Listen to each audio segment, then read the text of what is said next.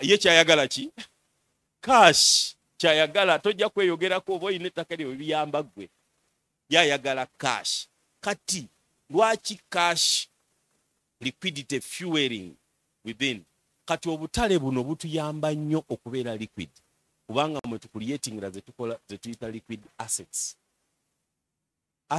oba ebintu ebisobola okukyusibwa amangu okugibwamu ki sente oyinza obutakolayo nnyo sente kuba kati obusinga obuzibu tulina wano mu Uganda abantu bamanyiira wateeka emitwalo 2 n'afunaana bwe buzibu kati bw'omugamba nti kati wano teekawo emitwalo 2 ojja kufunayo 2,200 alabanga atalina makulu g'omugamba kati bwe buzibu tulina ky'oba olaba nti no abantu abasinga bayina assets naye ziri illiquid kati they are tending to borrowing kubanga okuliquidatinga assets ezo kati mulaba right now ettaka abantu bangi baliguze naye prices zaalyo zigenda kukka why because people don't have cash the buyers are not there kati bwe waligulanga lya miliyoni 3 ojja kugenda olisampola 28 27 teryagula 25 teryagula kyokka eno gye wajja ssente bakuli buki bubi kyojja okola ampa 2 aliridda oba 18 because liquidity kati zino financial markets zituyamba to keep liquid oyinza obutakolayo nnyo ssente naye obeera ne ssente all the time kati tugenda kusooka ku foreign exchange market nsuubira abasinga mwenna mugenda ku forex bureaus forex bureaus era mulaba banks ezo nga zitunda currencies zino kati buli sente za ggwanga zonna mu nsi wano zaafuna omuwendo oba zenkanyizibwa ne dola ye sente ekkirizibwa mu nsi yonna is the world reserve currency dola kyova olaba buli currency yonna oba buli sente ya nsi yonna erina enkwatagana ne dola kati fe wano mu Uganda tuyina Uganda shillings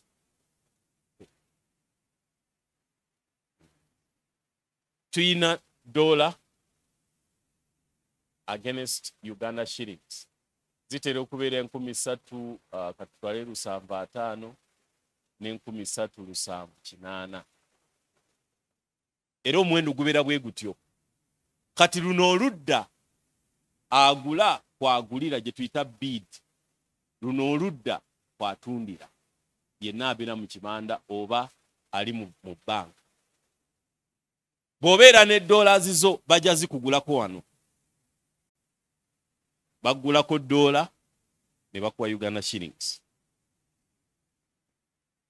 bw'oba oyagala dola bazikutunzaawa awo owaayo Uganda shillings ne bakuwa ki dola kama yebazibu yes kati akatale kano kali very very active era mu katale kano oyinza kuteekamu otya ssente olw'okuba ebintu bingi nnyo ebisalawo dola eno bwetambula kuba esobola okutambula bweti kati ngenda kuba wano example mbalage kati emiwendo gino eno eyinza okubeera 3,600 eno 3,700 eno 3,800 kati oyinza okukwata Uganda shillings zo n'ogula dola ng'eri wano ng'eri ku 3,650 dola nekola ki n'erinnya n'ogitunda katugambe wagulayo emitwalo gyo ng'ebiri ejya dola ku 3,650 neetuuka ku 3,800 1,308 bw'oyawula wano ziba senemeka noza ziba siringi 250 times emitwalo gy'emeka 2 olwoba okoze sente ekyo yinza kikola nga tovudde na munju manya abamu kumwe mukola online trading yeah? Online trading baba baspeculatinga ebibeera mu butale obwo. Kati ojja kumbuuza naye Musumba, akatale kakkane kalinnya kati nkakola ntya? Ekisookera ddala olina okubeera nga otracking emiwendo ng'era bw'obeera mu butale bwonna obulala. Olina okubeera ng'ogoberera emiwendo bwe gitambula. Ky'obulaba bannaffe gye bali aba bali specified mu kino. Naye naawe osobola okikola ng'oyita mu bo otya nti mu katale kano tuyina ebintu bibiri bye tukola. Tuyina kye tuyita stop loss ne take profit. Nti senga ngula sente zange ku 3,650 njagala kino bane mukitegere bulungi, nguze ku 3,650. Simanyi wakatale gye kagenda kola ki kubeera nga ngenda nga nteeka gye tuyita stop loss. In other words, okugira okufiirwa. Nga ngamba akatale senga kakka ne katuuka ku 3,600. That is means nfiiriddwa senemeka 5 nga ntunda na nsigala ne Uganda shillings zange. So mba nfiiriddwa siringi meka 5. Mukama yebaziwe. Kati bwendeka stop loss eno gye tuyita stop loss ne ngamba senga akatale kagenda waggulu ngenda kukubisaamu 5 zino emirundi emeka 3. Senga katuuka ku 750 nja kuba ntunda mba nkoze siringi meka 1,500. Eno gye tuyita take profit.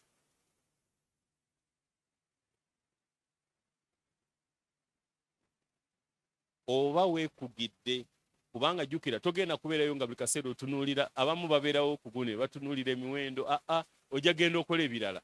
Naye kikyokola oleka order n'obagamba nti senga akatale kaggwa ne katuuka ku mwendo bwe guti, nze mbaguzizza emitwalo gyange 2 egyaki egya $, oba gumu okendeeze okugwa.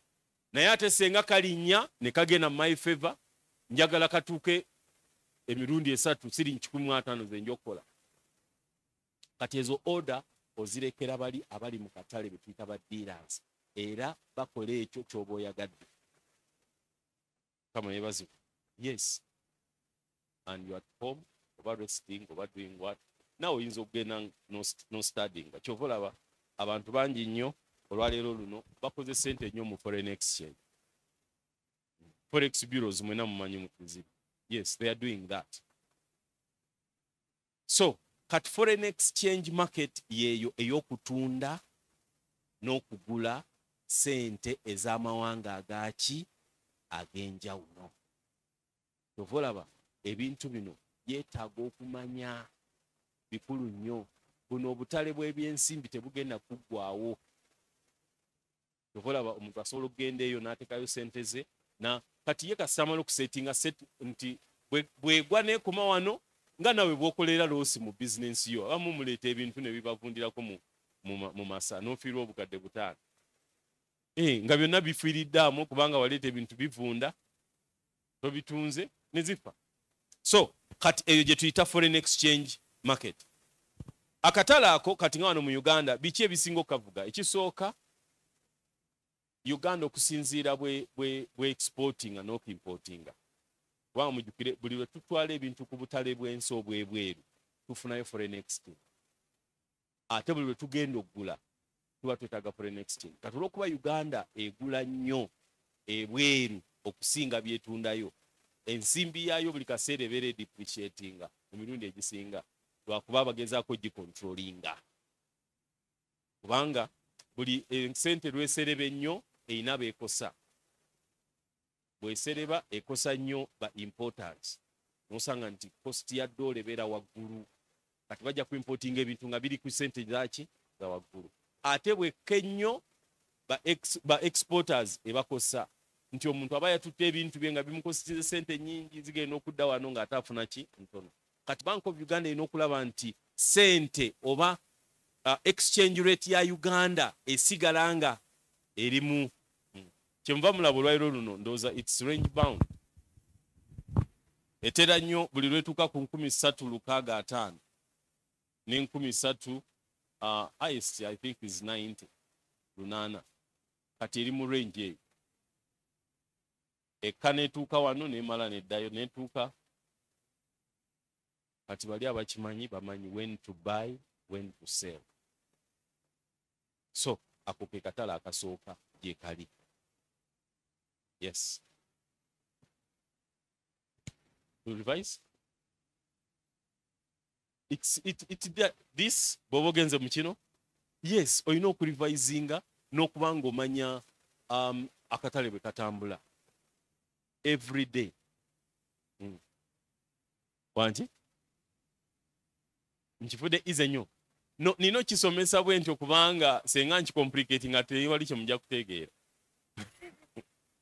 so I have to give it as ever simple it is kubanga obutale buno gye buli naye mirundi egisinga nga bwe mumanyi banks zaffe ezisinga tezisobola tuliviringira bino tezisobola kuba senga babikuliviringira nawe ojja kwetuuka amazzi amawanvu gye gali so I have to naye nga in essence bwe kito bwe kiri kustadinga trends ezo kati abasinga bamu kumwe mulabye ku online trading bye bakola details zo nyingi nnyo kubanga nkyagadde kiyisaawo bwetyo details nyingi ebintu ebirala ebidetermininga rates ezo yengeri abantu abamu baspeculatinga kati eri abantu abamu abasavinga mu dollars kati nga buli dollar lwekka netuukaawo ku 360 bazigula ne baholdinga neddayo waggulu ne batunda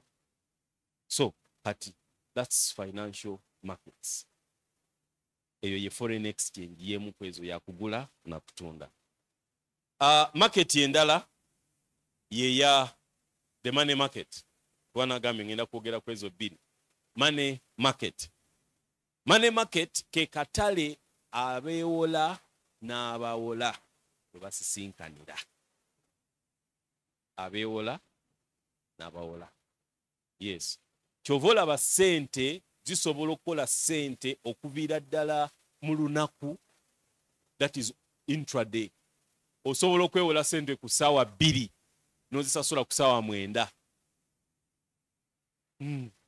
olinagamba nkukyajinze 5% osobola okwewola ssente leero n'ozisasula enkya kyova olaba ssente ziba zikola ssente buli kaseera kati tulina obutale busatu obukulu tuyina London tuyina New York ne Singapore kati ensi eno engeri gye yeetoloola bweti fe wano tuba twebase nga bali abannaffe bazuukuka kati right now aba New York bebase tunaaba tuggalawo nga bo bakola ki kati ffe sente ze tukuŋŋaanyiza eno tusobola ozibawola ne bazikozesa nga ffe tukyebase overnight 2 weeks 1 week kati ekyo banks kye zikola kyova olaba naawe osobola okwetaba mu kwewola oba mukola ssente zino kamalageko ku bintu ebimu ekibeerawo nti nga bwe nabagambye nti gavumenti ye mwewoza asinga kati tuyina wano Bank of Uganda katugambe eno ye government yaffe kati Bank of Uganda eno eyita banks oba eyita abantu bonna abayina ssente zaabwe naye okusingira ddala eyita mu banks abayina ssente zaabwe nga basobola okuziwola gavumenti ezeewola etya ezeewola mu ze tuyita treasury bills treasury bill eringanga bwolaba check nti owaayo ssente zo ne bakuwa kuponi oba check eraga nti owoze gavumenti zonna mu nsi yonna zeewola lwaki zeewola olw'okuba nti zirwawo nnyo okuŋŋaanya emisolo kubanga gavumenti bwe yeewola n'eteeka mu nkola ebirina okukozesebwa abantu erina ogenda n'ekuŋŋaanya emisolo kati emisolo gy'ekuŋŋaanyiza kwesasula bano beekoze eki beyeewozeeko ekintu ekirala nti gavumenti ne bwevaako endala nejja eba erina okusasula. Yensonga lwaki emirundi egisinga tuziyita risk free investments. Nti kwe kutereka oba we oteeka ssente nga tekuliiko ki risk, tekuliiko akatyabaga konna. Naye olwaleero luno kuliko akatyabaga kamu ketuyita 1% ke kaluwa. Gavumenti ya Greece yalemererwa okusasula abantu ku lunaku lwe yali erina okusasula. Kati tuteekamu 1%. Lwaki? Nti gavumenti yaffe eyinza ogamba nja basasula ku Friday. Kati nawe n'ogamba munno nja kuwa ssente zo ku Friday saawa 4. Ne bw'onyongeramu emitwalo 4 nja zikuwa ku Friday. Kati ne tuka ku Friday gavumenti n'egamba ne sikyabasasudde. Already eriwe committees edda nti ne ogenda kwongeramu meka 4. Oba kiraba katuteekamu that 1% nti gavumenti naye esobola okufeiringa okolaki okusetolinga ku lunaku lw'ebekoze eki lw'ebegambye okusetolingako. Naye ekintu kiri nti treasury bills oba oyagala oba toyagala gavumenti kine bwejja era erina okusasula.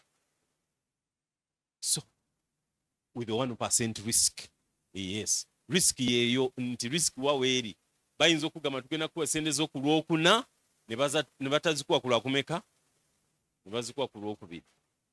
Kati emirundi egisinga abantu abamanaginga cash flows ez'ennaku oba ogenda kuzifandinga.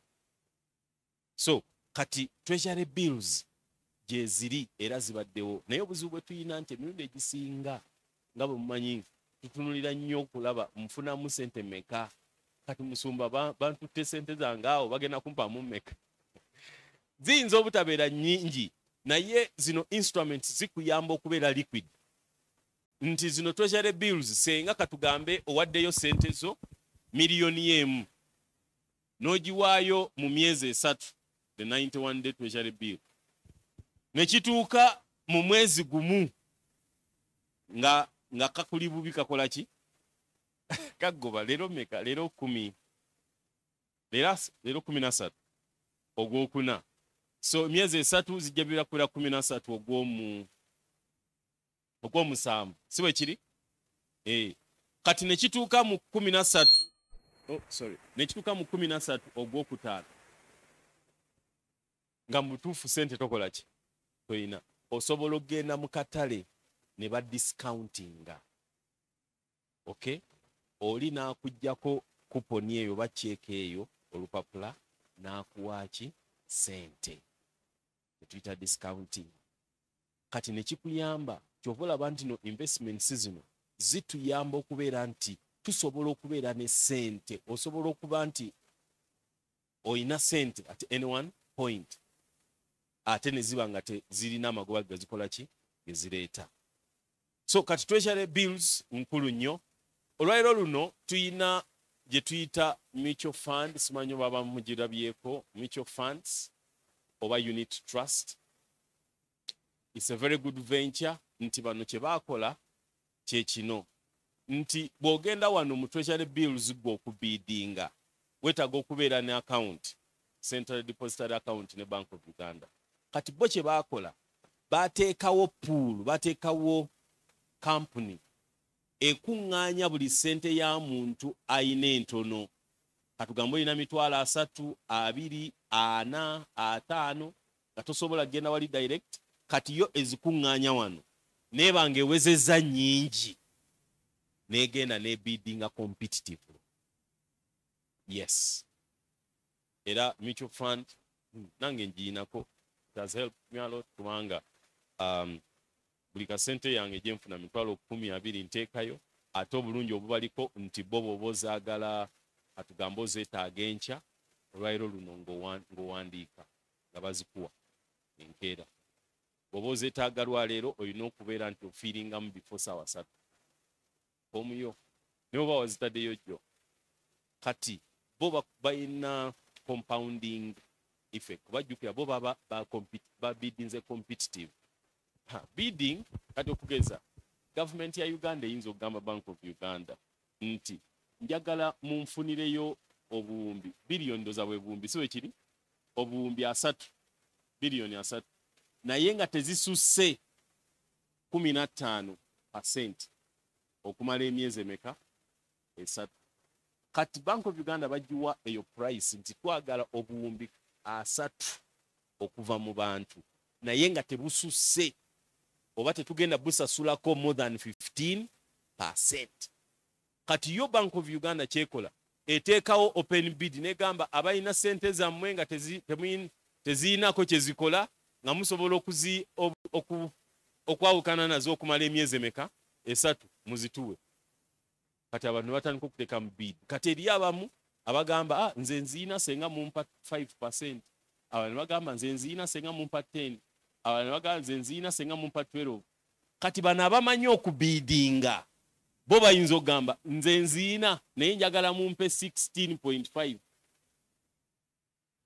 Kati bagenda okuŋŋaanya eno yonna nga teziweze ya nga bagamba zokka ze twafunyeewo ziri ku 16.5 munazitwala gavumenti why tewali kyakola muzituwa. Kati abo baba bidinze at a higher competitive rate obola bebabeera ne competitive bidding. Era kati bo olumala kuba batuwa kati 11.25%, naye compounding buli lunaku lwezibeerayo zizaala amaki amagoba. So kati money market gyeri kuteekayo sente, instruments zino nyingi ziyamba. Oyinza obutakolayo nnyo sente nyingi but it keeps you liquid. Amen.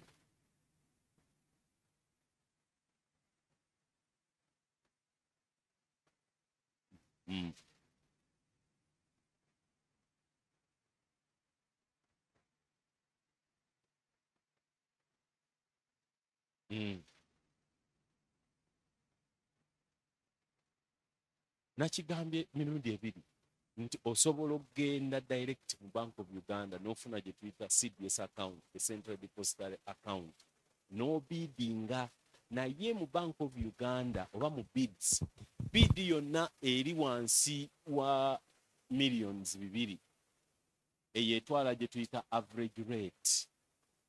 Bwe bagatagata bids zino ne bafindinga average, bonna abayina sente ziri wansi wa zino babawa eyo rate. Ekitegedde? Yes, babawa flat rate. Kati bano bo bakola pool ne baweza ne sente zisuka emmeka gye tuyita competitive bidding. Naye naawe osobola okugenda okikola Bank of Uganda lwakuba nti buli lw'onoteekayo sente z'entono yagalagaana bajja kuba bakuwa the average. Naye nga naawe osobola okikola. You can go there, open up an account and do it through your bank. Okay? As an individual. That's it.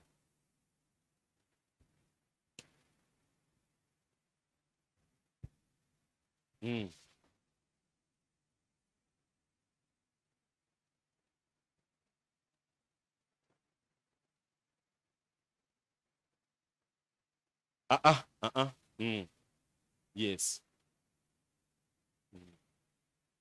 Parzon. Number one, ekisokera ddala is the convenience ekirimu. Ate kati bo, of course, kati this kyebakola bamala kutuula wansi ne bakola some analysis. Kati bo bakola compounding. Yeringanga their marketing tool. Ate ekitali eri bw'oba ogenze no bidding a competitive or no bidding on your behalf.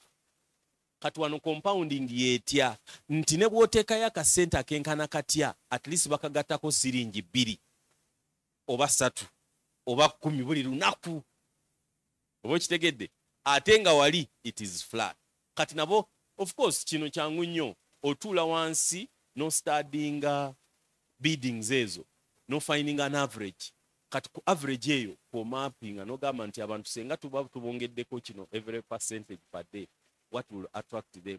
Kati ojja kwesanga nga abantu abasinga tebagenda ku bidding a direct mu Bank of Uganda bayita. Ate na advantage eriwo endala nti sente zo nawo bozikola ki wozaagalira owandiika nozifuna kuba tugwako ebizibu. Ate nekirala osigala ng'oteekayo nti ne bwe baba bid kubanga Bank of Uganda etera okubiddinga every after 14 days.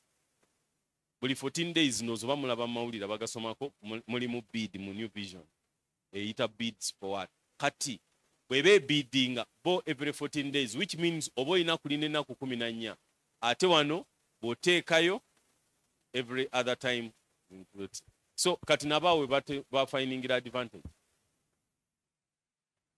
okay simanyi waliyo ekibuuzo kyonna ekirala omukulu oyo yabuuziza sebo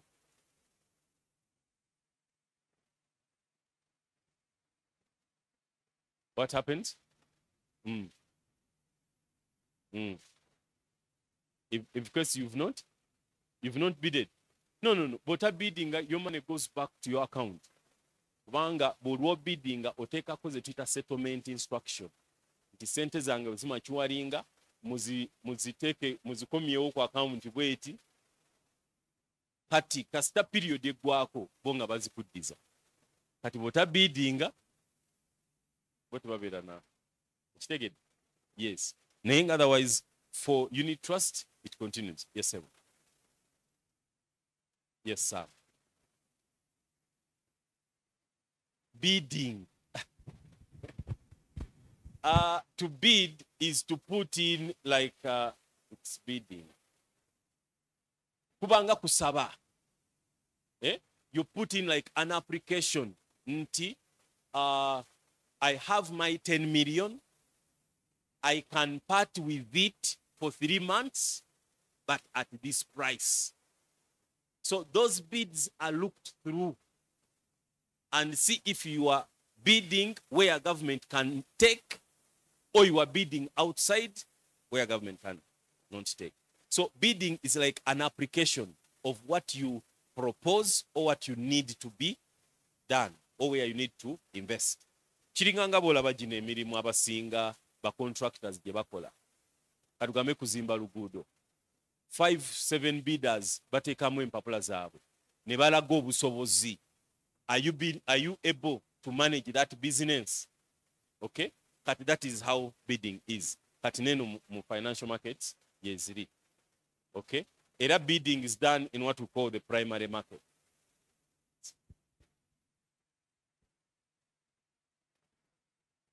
Amount. I told you 100,000. You are an investor. In Uganda, 100,000 is the minimum amount. Yeah. And we bid in those thousands. Okay?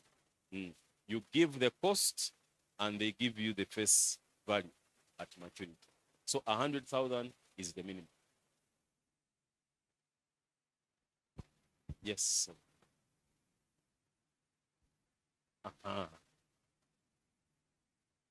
Baziwa average kati kye bakola buli bid gye bawaddeyo ebeerako price yaayo ne bagatta omuwendo gwa ssente ne bagatta ne total prices eza bids ne bafindinga average gye tuyita average weighted kati buli muntu yenna eyataddeyo ssente ziri wansi wa miliyoni 2 bamuweeyo price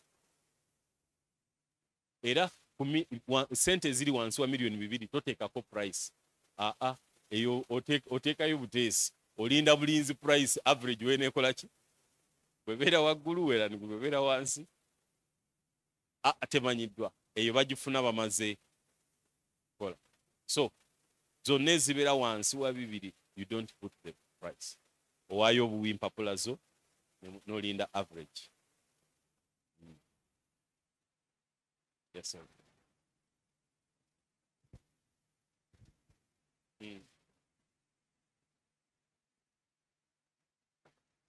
ya government ebisaanizo okay kati government bw'otuzeeyo mu bidding ya government eyina naye ebisaanizo byayo naye ng'ekisaanizo ekisookera ddala is proving capacity kyova olaba balina gye tuyita performance bond or bid oyina okukakasa nti oyina obusobozi buno buviira mu kimu ssente kyova olaba oyina okugenda n'ofuna either bid bond ne performance bond okuva eri banka yo banka yekakasa tugamba banka yewa government obukakafu oba gye tuyita assurance nti ono omusajja senga byeyeetaddeko tabikola bulungi betugenda kukola ki sasula kati banka erina okusooka okumakinga sure nti oyina financial capacity yo gyesinga okutunuulira kubanga biri ebirala tekiniko na biki ebyo bikolebwa eri ku kati bw'ofeyiringa okupafominga nga bwe kigwanidde bank yesasula tovola ba guarantees zibeerayo mu bank naye nga that's one of the qualification kozi nekyala experience kubanga government eri ebidding ebintu bingi enguudo olina okubanga oprovinze enguudo kize wakolako ebintu ebyo byonna byonna noba nga owaayo profile ya company yo nowaayo ebintu bingi kubanga okubiddinga kati ng'omulimu gwa government oyinza okwetaaga fayiro nga namba bweti olina okulaga ba technical people boyina olina okulaga ebintu machinery byogenda okukozesa okusobola okukola ki kati waliwo abantu olwedde abali mu ezo bizinensi era nabo baliira eyo byabwe abamu ba bribinga bakola ki naye nga ebyo nabyo biri naye nga those are some of the key elements okay omuntu zolina okukakasa gavumenti okusobola okuwa omulimu gwayo ne bwe kubeera supplying oba bino supplying tenda ziri ez'enjawulo eby'emmere olina okubanga oprovinze nti obaddeyo era omanyi grade gye baagala and supply according. Yes, sir.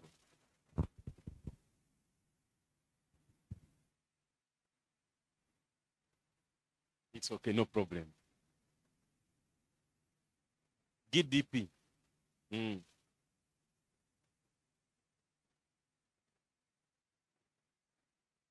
Mm.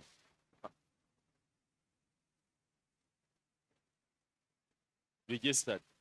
Lwakuba simanyi full GDP kyekiri naye bw'oba ekitunyonyodde kyemmanyi mu industries zonna mubeeramu regulator awa ebisaanizo bw'onooba onooparticipatinga mu industry era ekyo kyekireetera kye tuyita compliance tisenga ebisaanizo ebyo tobituukiriza you are non compliant era asobola okukola ki okudinayinga kati GDP lwakuba simanyi what is it in full mu contract, yeah?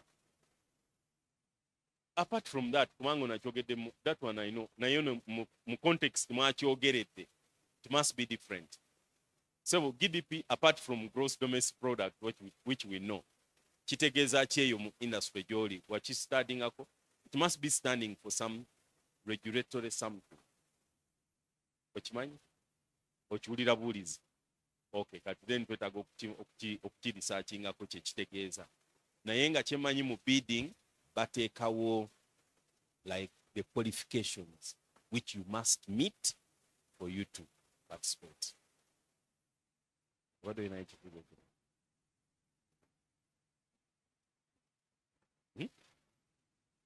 Kibuuze waliwo oba olina mulimu kutubuulireko tusharinga wano tu brainstorming. Tulina abantu wano bangi wayinza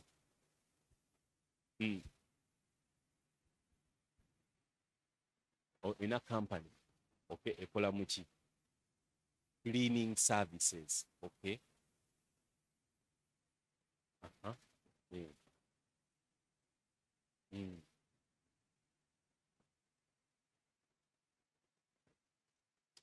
That's one requirement.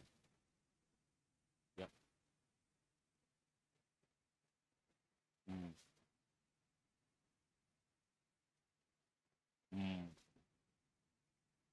Tewagibuuzaako details zaayo. What is it? Okay. Ebirungi.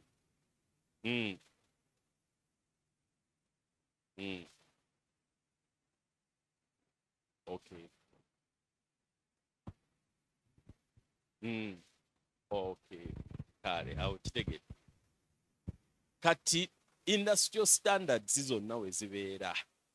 Registration ebeera nnungi bw'oba ng'ogenda kuparticipatinga kubanga yeewa obukakafu bwo okuparticipatinga yekuwa that opportunity nti omuntu bw'aba taregisterinze kuba mushuwa bw'ogenda for that registration balina details ze bakusaba era z'olina okukola ki okuwaayo okuprovinga one your genuineness, your ability, capacity yo okukola ebintu ebyo, oba oluusi ne experience. Kati advantage erimu nti oba participating at direct kubanga already baba bakoze ku kyetuyita KYC, know your customer. They have done a due diligence about you. Kati advantage wekiriko nti oba togenda kuyita mu any other shortcut, already gobeera registered what? Member. You are amongst those they can consider anytime. There's a change. Yes, sir.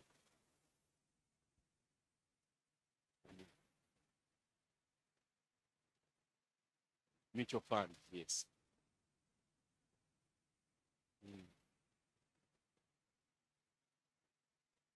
Mutual fund, yes.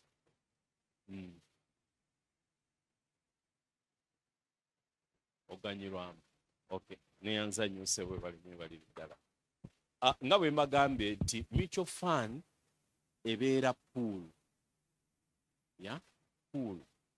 Kati these are investment companies. Baatuula dda bo ne bakola analysis waabwe ne bamanya wa gye basobola okuteeka ssente zino at a minimal risk exposure. Oluusi n'abamu bayinza obutaziteeka mu treasury bills ne bagenda mu butale buli obulala obusatu. Kati mutual fund eno okugiyingiramu you register. Kati nga right now tuyina eya UAP. Tuyina CUAP, UMB or unit trust. Kati unit trust eno ojjuzaamu form. Bojjuzaamu form, yeah? Bakuwa identification number.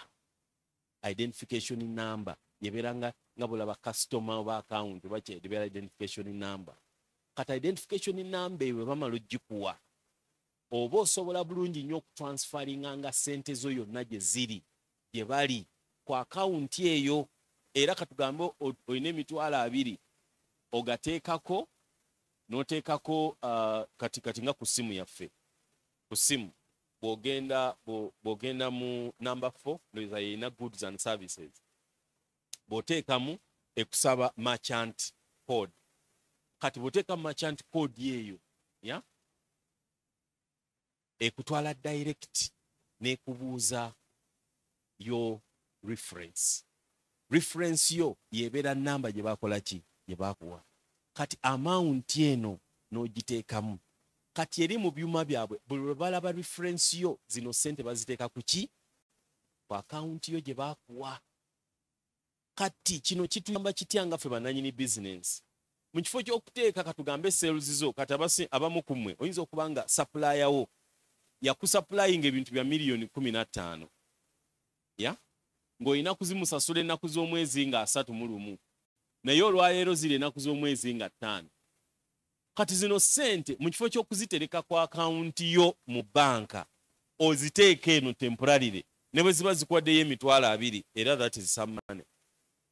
Kitegeera nti sales zo osobola oziteeka eyo nga tonaba kusasula baani ba suppliers bo. N'engeri endala gy'oyinza okuteekangamu advantage kwegenda ku ba suppliers bo n'otandika obbasabanga ennaku 3 bw'oba omaze okurealizinga bw'otunda ebintu byo. Kati okugeza senga bansupplying ebintu byange nembitundira mu weeks 2 nemba nga nkyalinayo weeks 2 endala. Kati ezo weeks 2 I use some other people's money also to make money. Naye olina okuba nga ositadinze bulungi cash flow. Kati unit trust ky'oba olaba buli lw'ofuna ssente zo. Olaba kino NSSF yali rigid nga batwala ssente z'abantu bokaboka abali employed aba confirmingiddwa, naye kati baggulawo window nti ne bw'oba oyina emitwalo gy'ebiri osobola ogiteekayo. Kubanga bonna kati balwanira liquidity. Kubera ne NSSF era nayo einvestinga mu treasury bills some of its money much as it invests in other things. Naye nga liquid instruments wosobola okuteeka ssente zo. Abayina amasomero ssente z'abasomesa salary nga tonabazibawa osobola oziteeka mu unit trust ne zibeerayo ng'ojjayo bujja ezo z'okoze ki? Yes, kubanga eri ziri compounded. Kati mufo ky'okukuuma ssente ku account zibeere idle, the unit platform eyamba. mutual funds ogiziyambira nti they collect an amount. Okay, the only other good thing nti they have also a standard unit payment. Kati they are at around 11.25% per annum.